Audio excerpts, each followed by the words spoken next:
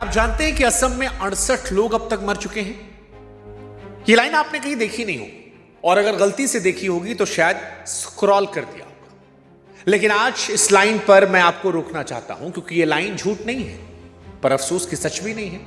68 वहां तक की गिनती है जहां कोई पहुंच सका है, क्योंकि मुख्यमंत्री खुद कह रहे हैं करीब 80,000 लोगों तक सरकार पहुंची ही नहीं, और जहां कोई पहुंचता नहीं वहां की गिनती भी नहीं आती।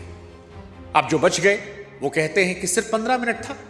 15 मिनट में यह तय करना था कि क्या उठाना है, किसे उठाना है और किधर भाग जाना है। कई जगहों पर पानी 10 मीटर से ऊपर चला गया, यानी कई मंजिला। जिन गांवों में यह हुआ उन गांव के लोगों ने जिंदगी में पहले बाढ़ देखी ही नहीं थी। और ये मैं नहीं कह रहा हूं, ये सब मुख्यमंत्री कह रहे हैं। और ये जगह बहुत दूर नहीं है, बस शायद दिल्ली से दूरी नॉर्थ ईस्ट की कई बार बहुत ज्यादा हो जाती है। हम भूल जाते हैं कि शिवसागर भी हमारा है, जोरहाट भी हमारा है, चराइदेव भी हमारा है, और आज ये पानी में डूब रहे हैं, देश के बाकी हिस्सों से कट रहे हैं। और जब कोई इलाका कटता है तो अफसोस कि उसकी खबरें भी कट जाती हैं।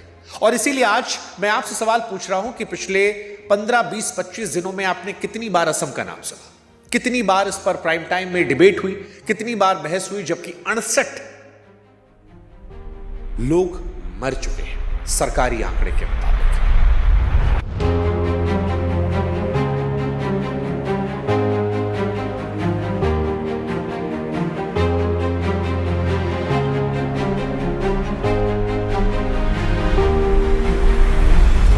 ये सवाल मैं खुद से ही पूछ रहा हूं, क्योंकि असम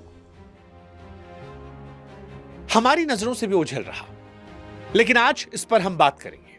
आज बात करेंगे, सरकार से सवाल जवाब करेंगे, क्योंकि सरकार ने कहा कि नागालैंड में बादल फट गया। अब बादल फटना इतना जादुई शब्द है कि जैसे ये शब्द आता है सारी जिम्मेदारियां जो हैं वो प्रकृति पर चली आती हैं। आसमान पर केस बंद। लेकिन जब मौसम विभाग ने कहा कि बादल फटा ही नहीं, और यह भी कहा कि इतनी बारिश यहां नई बात नहीं, और अकेली बारिश से यह तबाही समझाई भी नहीं जा सकती, तो फिर सवाल यह उठता है कि जब सरकार का अपना ही विभाग कह रहा है तो क्या इतनी ज्यादा तबाही असम में होनी चाहिए थी? और अगर यह तबाही हुई तो फिर असम की खबर गायब क्यों रही? अगर आसमान ने यह नहीं किया तो फिर किसने असम के इतने लोगों को छीन लिया? ये बड़ा महत्वपूर्ण सवाल है, और आज इस सवाल पर हम बात करेंगे।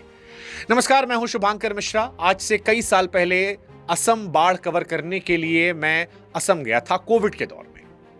तब जो हालात थे वो बहुत पीड़ादायी थे, लेकिन अफसोस कि आज इतने सालों बाद भी ये हालात जस के तस बने हुए हैं। इसलिए आज मैं 3 सवाल पूछूंगा। पहला, अगर बारिश पूरी वजह नहीं है तो बाकी वजह क्या है, वो किसने बनाई है? दूसरा, जहां बाढ़ हर साल आती है वहां 70 सालों में कितनी तैयारियां हुई, पैसा कहां गया? और तीसरा, क्या असम में बाढ़ का इलाज है या है ही नहीं? ये बहुत इंपॉर्टेंट सवाल है, और आज इन तीनों सवाल पर हम बड़ी बेबाकी से सरकार से, सिस्टम से सवाल पूछेंगे।